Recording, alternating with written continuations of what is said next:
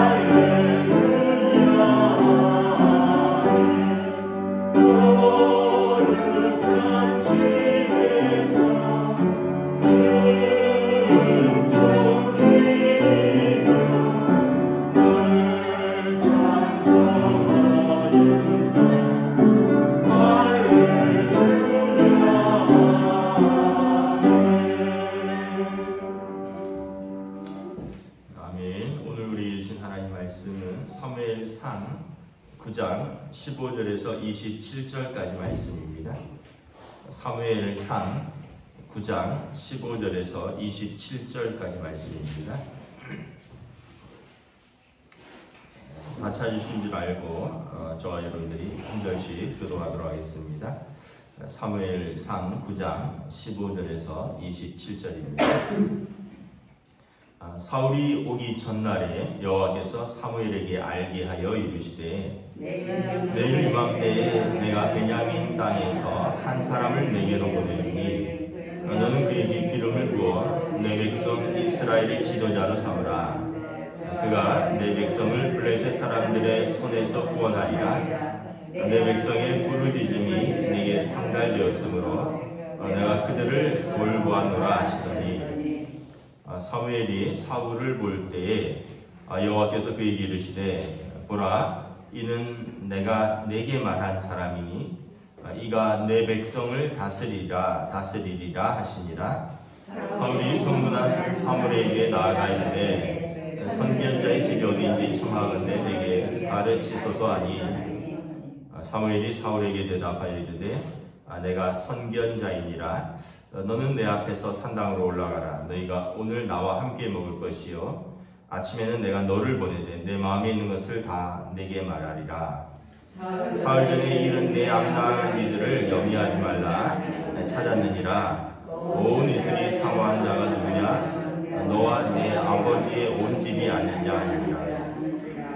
사울이 대답하여 이르되 나는 이스라엘 지파의 가장 작은 지파 베냐민 사람이 아니니까 또 나의 가족은 베냐민 지파 모든 가족 중에 가장 미약하지 아니나이까 당신이 어찌하여 내게 이같이 말씀하시나이까 하니 사무엘이 사울과 그의 사환을 인도하여 객실로 들어가서 청한 자 중 상석에 앉게 하였는데 객은 30명 가량이었더라.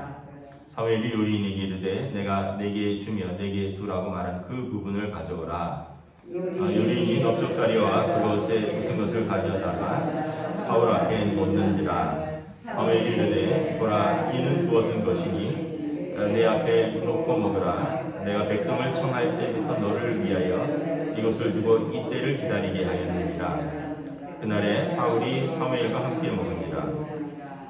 그들이 산당에서 내려 성읍에 들어가서는 사무엘이 사울과 함께 지붕에서 담화하고 그들이 일찍 일어날 새 동틀 때쯤이라. 사무엘이 지붕에서 사울을 불러 이르되 일어나라 내가 너를 보내리라 하매 사울이 일어나고 그 두 사람 사울과 사무엘이 함께 밖으로 나가서 함께 읽습니다. 성읍 끝에 사무엘이 사울에게 이르되 사울에게 우리를 앞서게 하라 하니라. 사울이 앞서감으로 또 이르되 너는 이제 잠깐 서 있으라. 내가 하나님의 말씀을 내게 들려주리라 하더라. 아멘. 할렐루야. 오늘 또 새날이 시작되었습니다. 우리 주님 주시는 은혜와 평강이 가득하시기를 축복합니다. 이제 이스라엘이 사무엘 선지자에게 이스라엘의 왕을 요구했다고 했죠. 그래서 하나님께서 백성이 그렇게 원한다면 그럼 왕을 세워라. 그러면서 사무엘에게 한 사람이 찾아올 것이니 내가 그에게 하나님의 일을 알려주고 그에게 기름을 부어서 백성의 왕을 삼도록 준비하라라고 말씀을 합니다. 그리고 이제 사울이 사무엘에게 찾아오는 거죠. 우리가 사울에 대해서 어제 말씀을 보았는데 사울을 하나님께서 왕으로 삼는 이유를 몇 가지 말씀하고 있습니다. 물론 9장 이렇게 1절부터 쭉 보면 그는 유력한 베냐민 지파의 유력한 집안의 아들이라. 여기서 유력하다는 것은 이스라엘에서 유력하다는 것은 여러분 어떤 의미냐면 하나님을 잘 섬긴다 이런 뜻입니다. 그 집안이 믿음의 집안이라는 것입니다. 아브라함과 이삭과 야곱의 뒤를 따르는 이스라엘 사람들이 축복할 때 어떻게 축복하냐 하면 그들의 조상들의 이름을 가지고 축복합니다. 아들들에게는 너는 요셉처럼 또 요셉의 아들들이 있거든요. 에브라임과 므낫세, 요셉처럼 에브라임과 므낫세처럼 되기를 축복하노라. 그 요셉이 이스라엘 역사상 가장 복을 많이 받은 사람이잖아요. 그래서 아들들에게는 요셉과 그의 아들들의 이름을 들어서 축복합니다. 우리 아들들이 요셉과 에브라임과 므낫세처럼 되기를 축복한다. 딸들은 어떻게 하냐면 사라처럼 리브가처럼 라헬처럼 레아처럼 내 딸들은 사라와 리브가와 라헬과 레아처럼 되기를 축복합니다. 하나님께서 세웠던 믿음의 여인들이죠.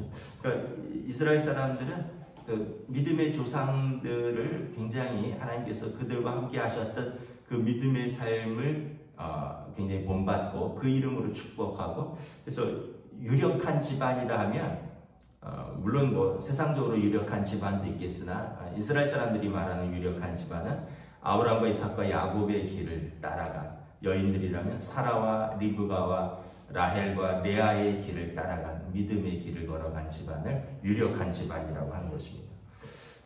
그러니까 믿음의 집안에 또 어제 말씀드렸죠. 순종하는 아들이었다고. 물론 이제 사울이 굉장히 잘생겼다 그랬죠. 가장 준수했고 뭐 키도 월등하게 컸고 근데 이것으로 하지 않죠. 왜냐하면 나중에 사울을 패하고 다윗을 세울 때 사무엘이 사울에 대한 경험을 가지고 다윗의 집에 가서 첫 번째 아들을 보고 사울만치는 아니지만 그 외모라든가 생김새가 이스라엘의 왕이 되기에 충분하다라고 생각을 하고 하나님께서 이새의 첫 번째 아들에게 기름을 부으시라 하는가 보다 하는데 하나님 뭐라 그러십니까? 너는 사람의 외모를 보지 말라. 나는 중심을 보니라 하면서 이새의 첫 번째 아들은 내가 버렸다라고 말을 하거든요. 그러면서 이새의 말째 아들을 찾으십니다. 다윗이죠. 그러니까 사울이 유력한 집안의 잘생긴 아들은 이건 우연인 거예요. 잘생겨서 왕이 된 건 아니라는 거죠. 왜냐하면 우리가 그 이유에서도 알 수 있지만 사울의 성품들이 있다는 거죠. 무엇입니까? 아버지에게 순종하는 마음이 있었다 그랬죠.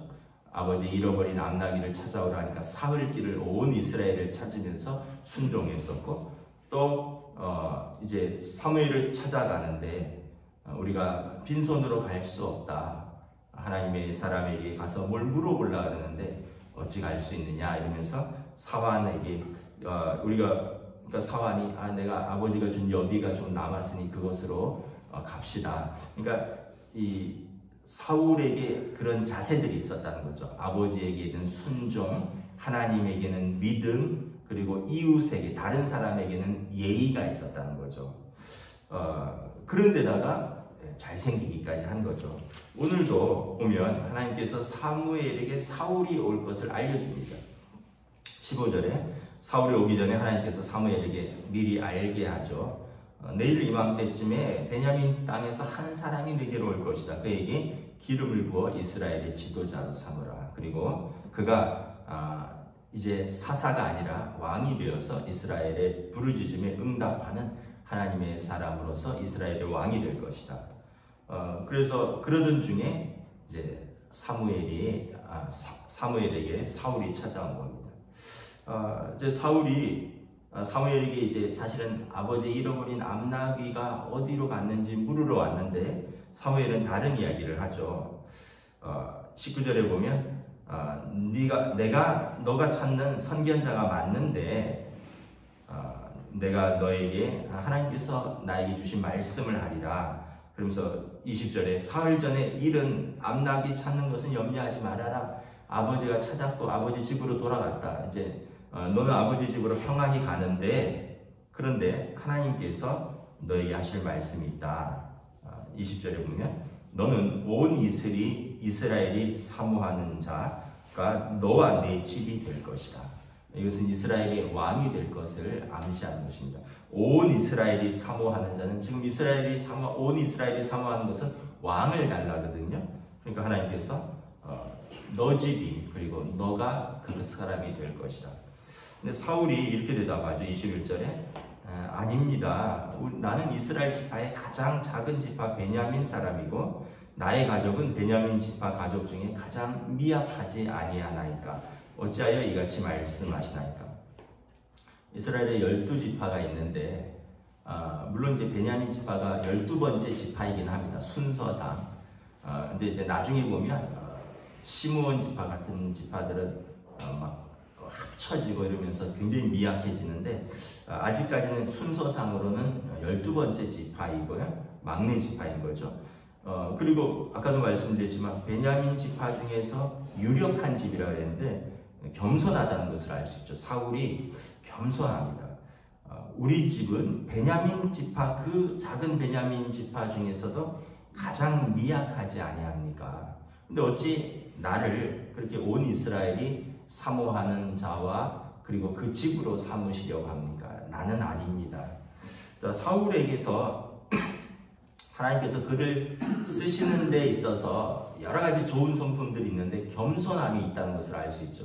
어제 말씀드렸지만 하나님 앞에서 믿음이 있었고 유력한 것은 믿음의 집안이라 했고요. 두 번째는 아버지에 대한 순종이 있는 아들이고 세 번째는 아까 타인에 대한 예의와 타인에 대한 자세가 하나님께서 자신에게 주신 사람들에 대한 사람을 존중하는 자세를 보인다 그랬죠.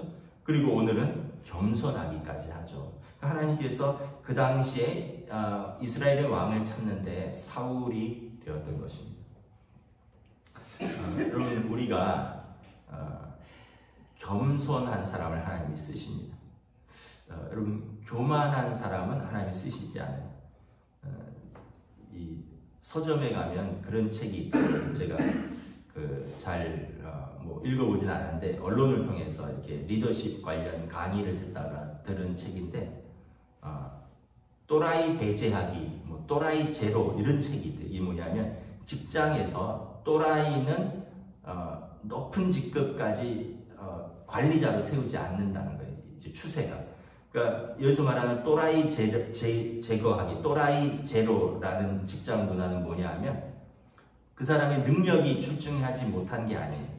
명문대학을 나오고 좋은 자격증을 가지고 또 어떤 탁월한 능력을 가지고 있는데 조화를 이루지 못한다는 거예요. 독불장군이라는 거예요. 그래서 독불장군을 배제한다는 거죠. 어느 직급까지는 올라가는데 그 이상은 관리자로 시키지 않는다는 거예요. 임원이라든가 그 이상, 임원 이상, 대표이사 이렇게까지는 그 사람을 쓰지 않는다는 거예요. 이게 그 직장에서의 보이지 않는 리더십 중에 하나라는 거예요. 왜냐하면 독불장군은 흔히 말하는 우리가 좋은 말로 하면 독불장군이고 좀 나쁘게 말하면 또라이라고 하는 그 사람들은 세상에서도 같이 일을 할 수 없는 사람은 쓰지 않는다는 거예요. 그러니까 여러분 우리가 겸손함도 세상에서 요구한다는 거예요. 겸손하고 다른 사람과 조화를 이루고 화합할 수 있는 사람을 직장에서도 조직의 어떤 중요한 관리자로 쓴다는 겁니다.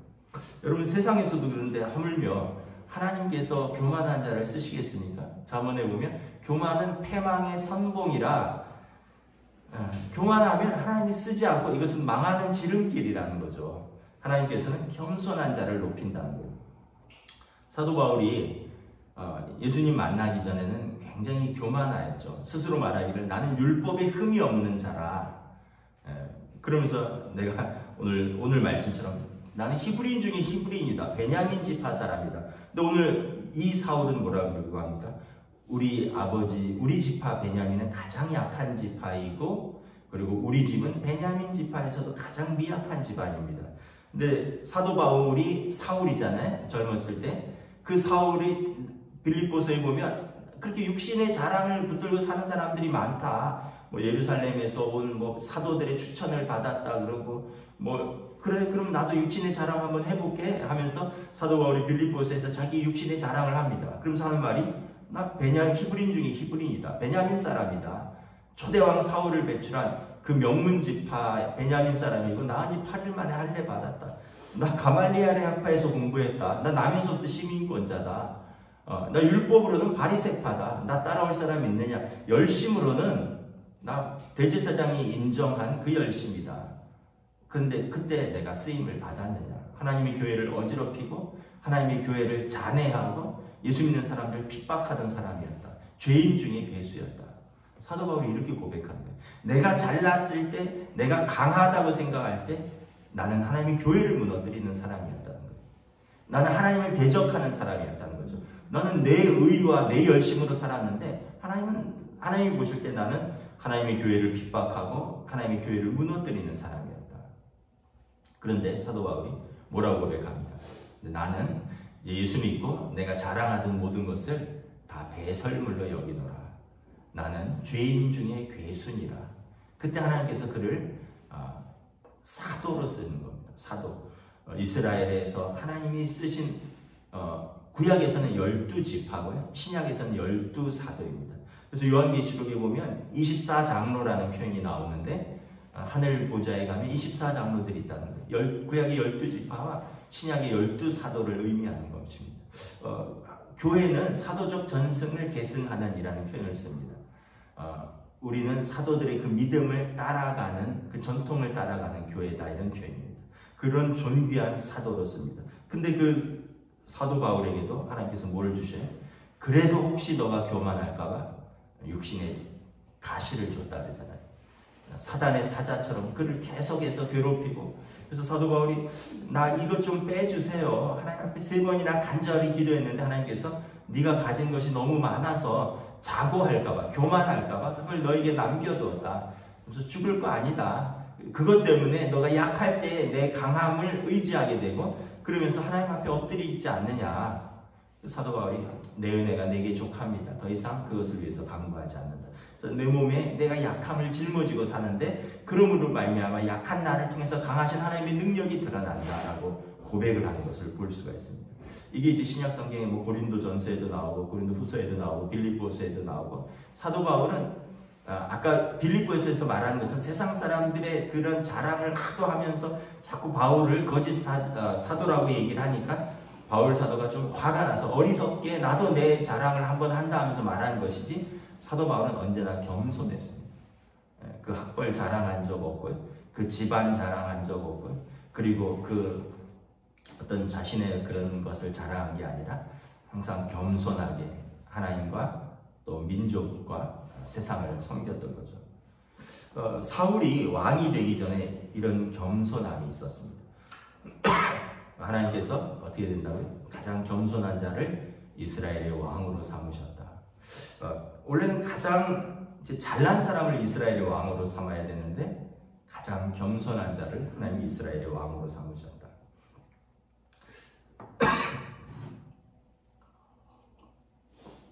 예수님께서 마지막 만찬에서 제자들의 발을 닦아주시죠. 식사 중에 예수님께서 일어나셔서 겉옷을 벗고 수건을 허리에 두르고 물을 떠와서 제자들의 발을 닦아주십니다. 그 당시 발은 종이 주인을 닦는 겁니다. 노예가 주인을 닦는 겁니다. 여러분 누구 남의 발 닦아보셨어요?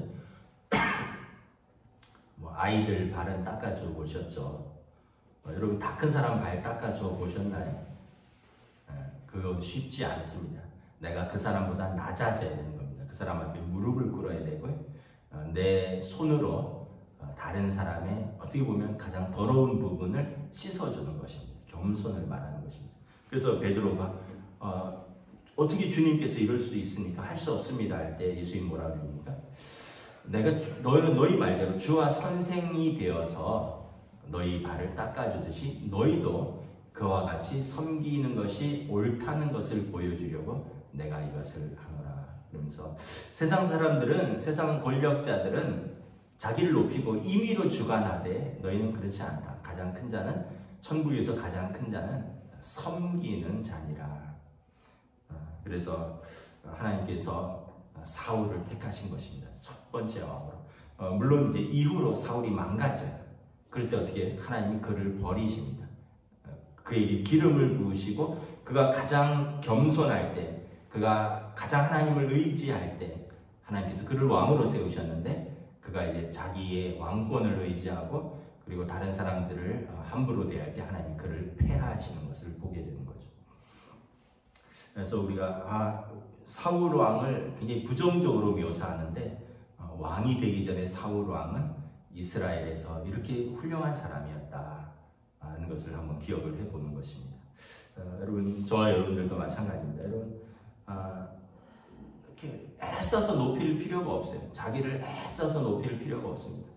사실은 남이 높여주는 거거든요.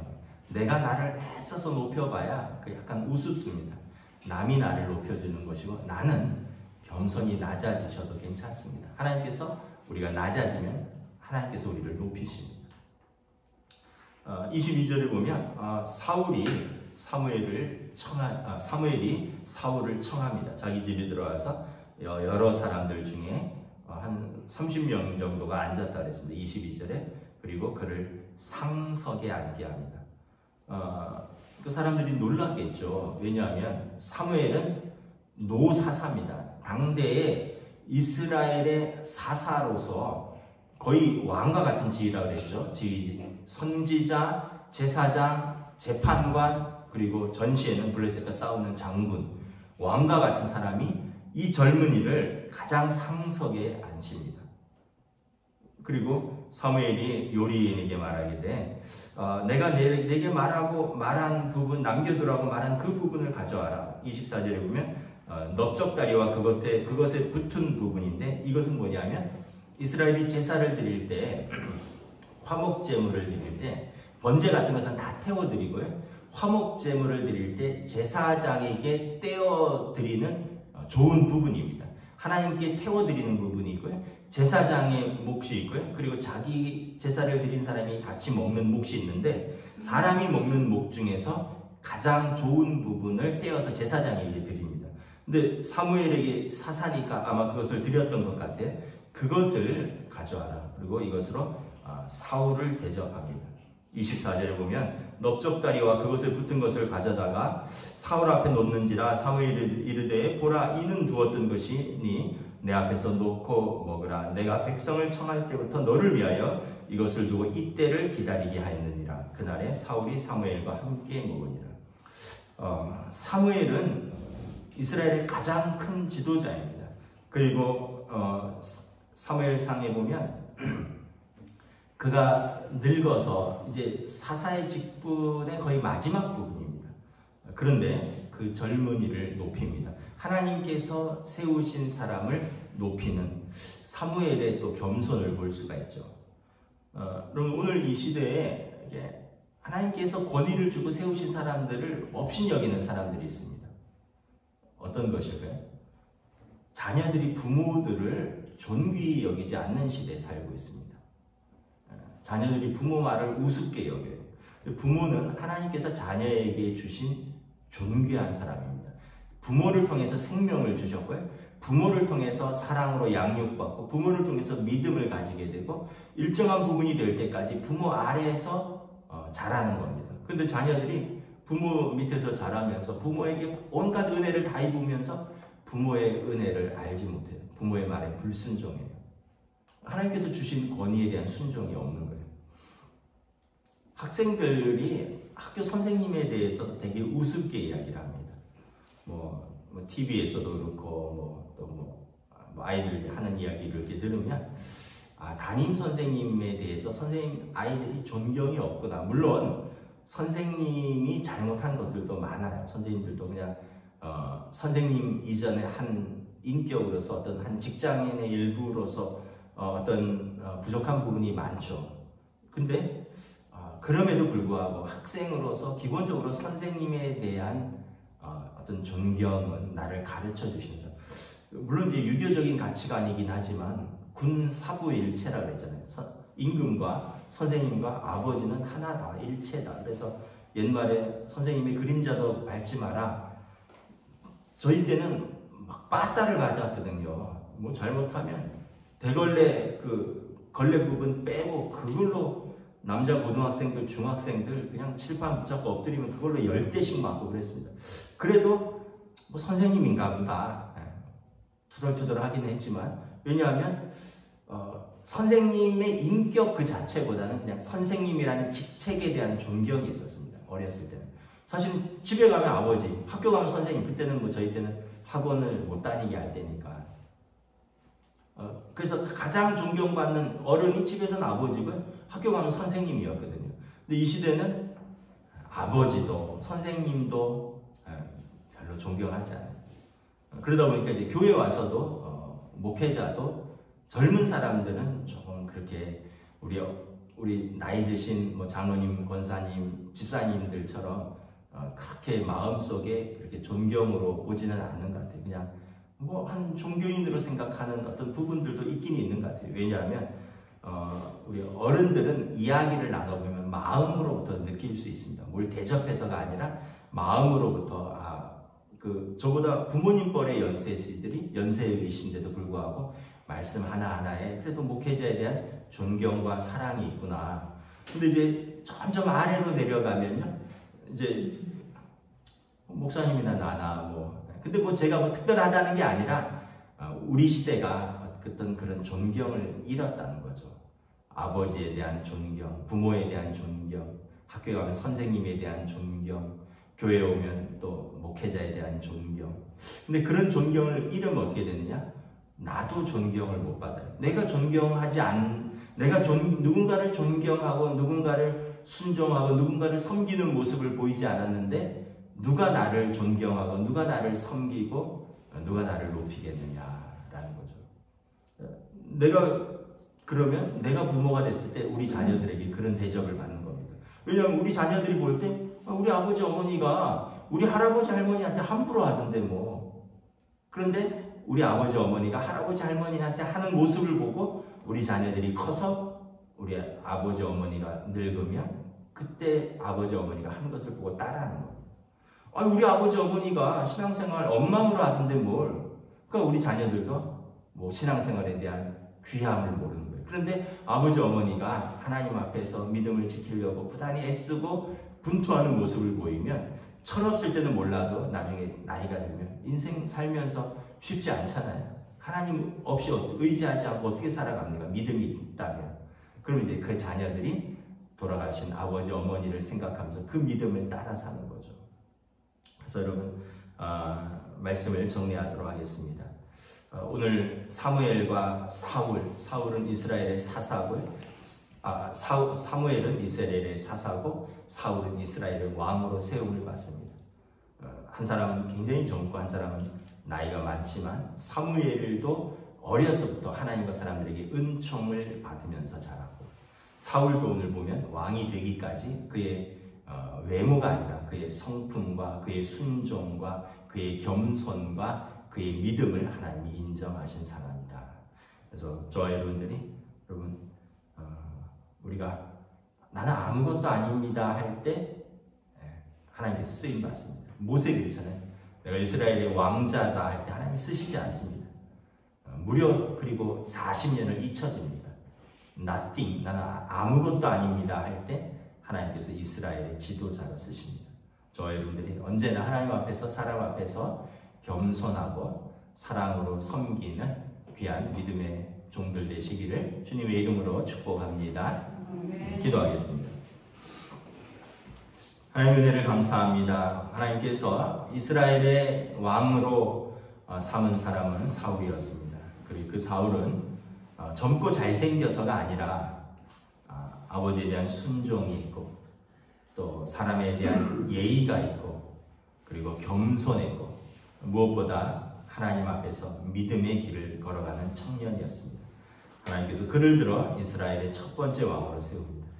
또한 사무엘은 젊어서부터 나이가 들기까지 하나님이 말씀하신 사람에 대하여 존중과 또 하나님의 말씀에 대한 순종과 끝까지 자기의 사명을 최선을 다해서 감당하는 노사사의 모습을 바라보게 됩니다.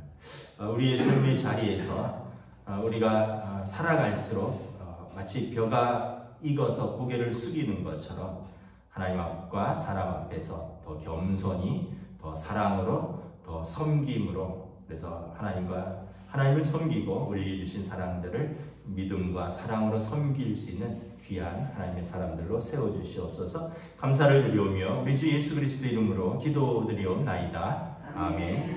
하늘에 계신 우리 아버지의 이름을 거룩하게 하시며 아버지의 나라가 오게 하시며 아버지의 뜻이 하늘에서와 같이 땅에서도 이루어지게 하소서. 오늘 우리에게 일용할 양식을 주시고 우리가 우리에게 잘못한 사람을 용서하여 준 것 같이 우리 죄를 용서하여 주시고 우리를 시험에 빠지지 않게 하시고 악에서 구하소서. 나라와 권능과 영광이 영원히 아버지의 것입니다. 아멘.